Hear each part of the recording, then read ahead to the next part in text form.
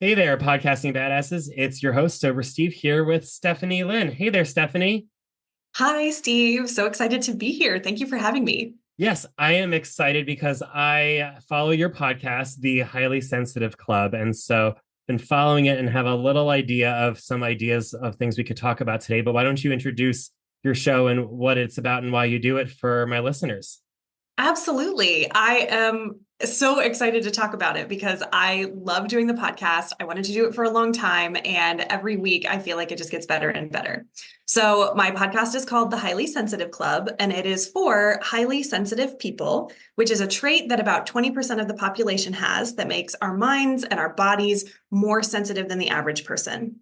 And I found, because that's my coaching niche is working with highly sensitive people, I found that a lot of HSPs, highly sensitive people, don't know that they have high sensitivity and they feel like they're really alone. So I created the podcast to provide a space where HSPs could learn more about high sensitivity so that they could feel like they're part of a community, which is a huge community. 1.6 billion people on the planet are highly sensitive, and so that they could learn and to grow and improve their lives. So a lot of times it's talking about some coaching concepts that I think would be really helpful. Sometimes it's my experience as a highly sensitive person and how that can apply to other people. Sometimes it's my experience with my clients and what they've been learning about their high sensitivity that I think would be helpful for my listeners.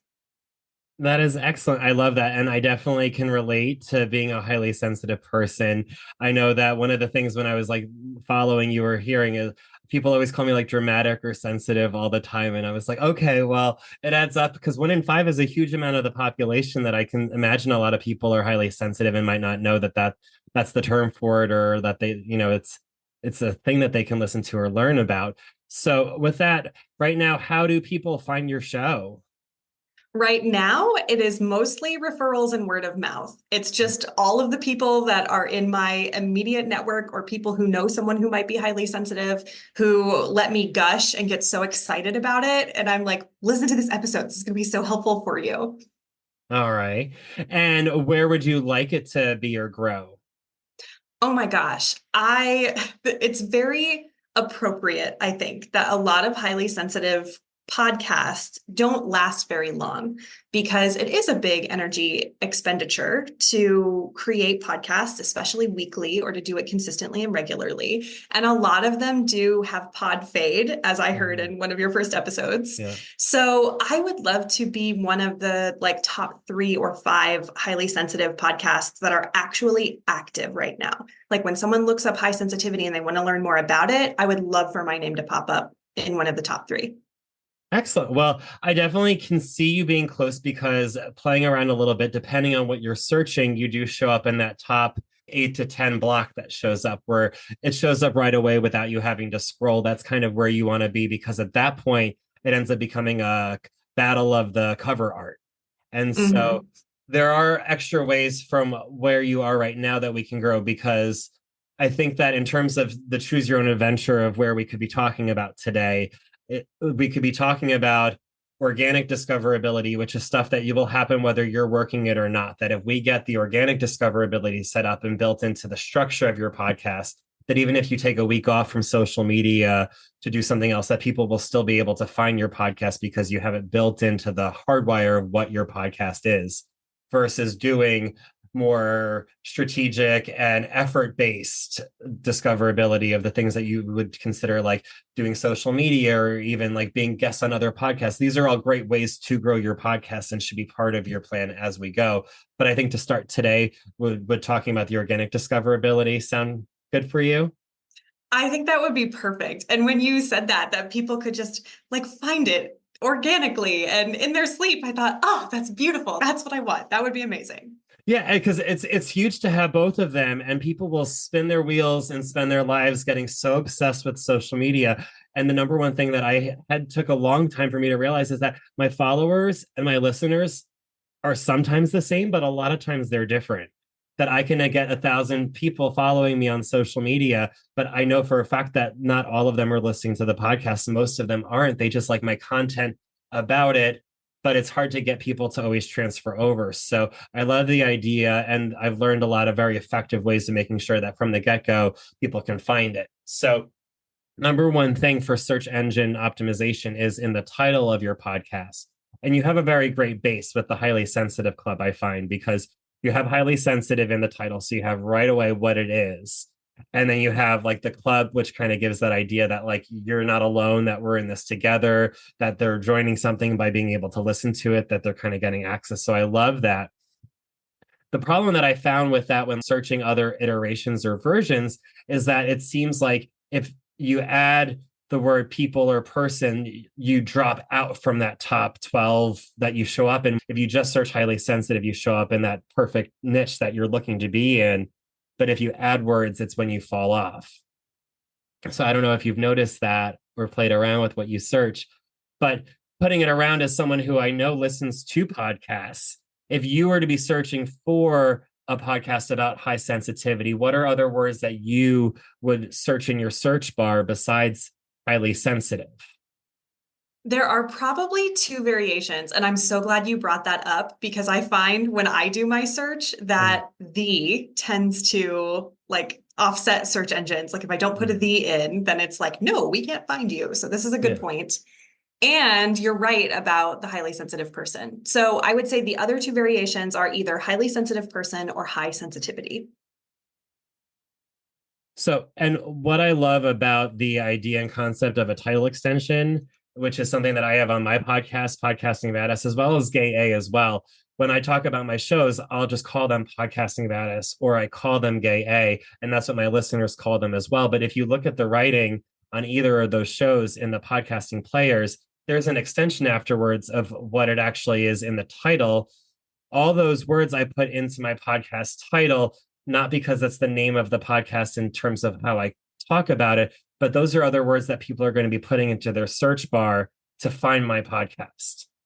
And so something that I would consider for you is to figure out, using other versions of your keywords, how to add a hyphenate afterwards with your title extension, where it could be using words like the different verbiage of high sensitivity and person included in it, as well as dropping the in your podcast title at the beginning is always great. There's so many podcasts that start with the name the, that you're right, that it almost messes it up for search engines. Instead of calling it the highly sensitive club, calling it highly sensitive club without the in front of it, or switching up somehow that feels right for you.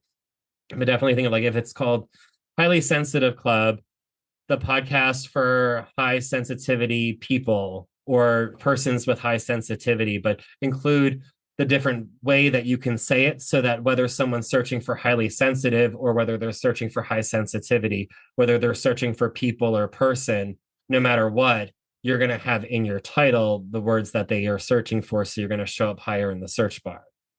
Oh my God. Steve, you're a genius. Because I listened to like a bajillion podcasts and I went to your app and I was like, what? Like I've never noticed that title extension before. And that is genius. I can totally figure that out. Yeah. And I'm sure you'll find is and love is if you look at a lot of the podcasts that you listen to right now, the number of them that you listen to that have a title extension, maybe somewhere, you'll be like, oh, I didn't even realize that all these different podcasts had title extensions, because it's not what you're talking about when you're talking about the show. It's just the way that you're making it so that people can find you. So you definitely want to work on that so that you show up in those bars, whatever people are searching for. If it's a keyword related to high sensitivity, you're going to have it in your title. And then you want to make sure that your cover art is just on point and perfect. How do you feel about your cover art right now? I like it. I feel 7 out of 10 about the cover art. Okay. Because I made it myself because I was like, I'm not willing to get held up by the cover art. I just have I have to get it out there. I have to start doing my thing. I like the picture. I think the font is kind of hard to read. Like I just put it together in Canva and it doesn't allow a lot of flexibility for individual episode cover art. Yes. Well, I mean, I will give you compliments and credit where credit's due. Like, first of all, you were right, like doing the thing and worrying about like the art and the specifics and if it's perfect.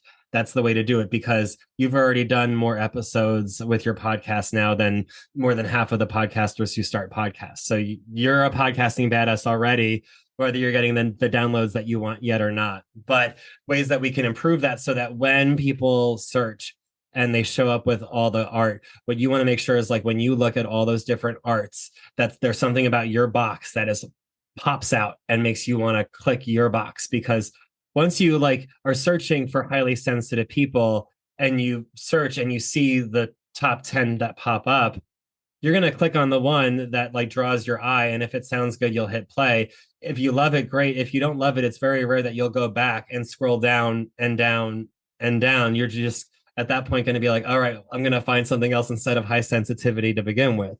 So you really want to make sure that your cover art is going to draw people's eyes to it. And I definitely feel like as a coach, having your picture is important. It's a beautiful picture of you on there. So I definitely think like the picture, the size, all of that is great, but you are correct. And you called yourself out on the font part because you want to make sure that it's very easy to read.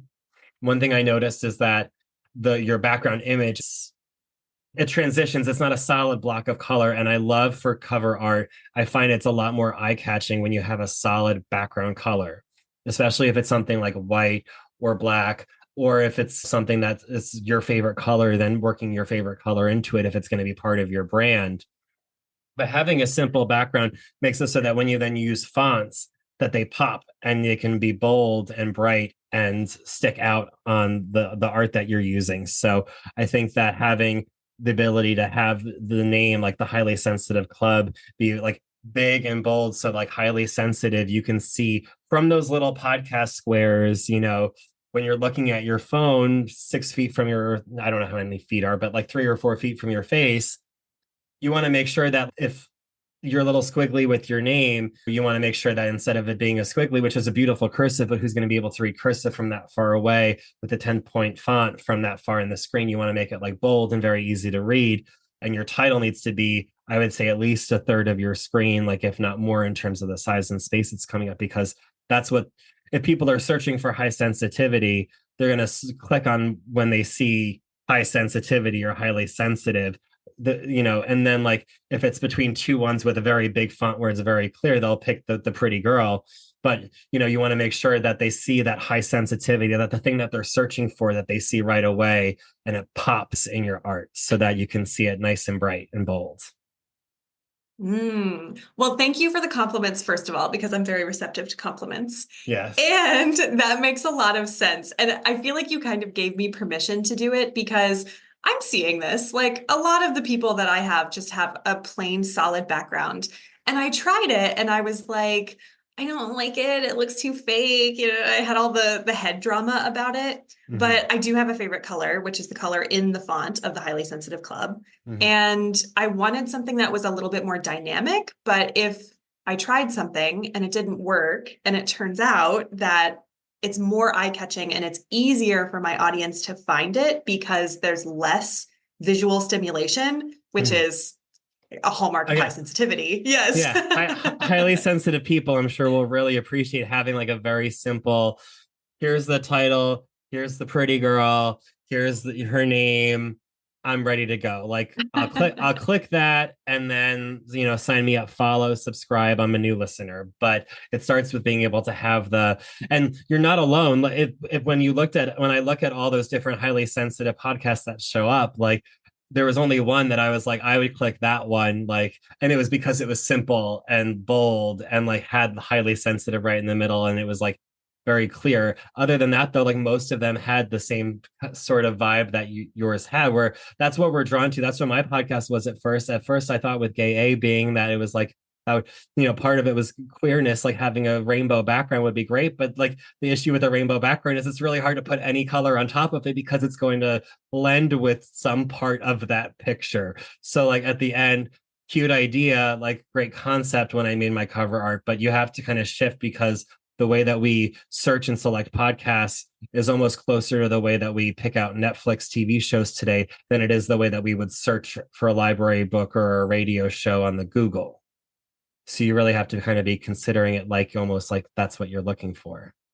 Ooh, that's a really good point because now that I'm thinking back to a lot of the Netflix shows that I've picked up recently, they have been very simple. Like you can't tell often what it is until you go in and you look at the banner and you look at the title and at least with podcasts, you have someone's face.